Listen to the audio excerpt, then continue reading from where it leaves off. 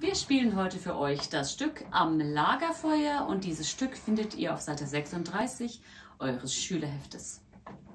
Wir spielen Spieltempo 100. Das ist für dieses Stück schon relativ schnell und ich zähle 4 Viertel vor. 1, 2, 3, 4.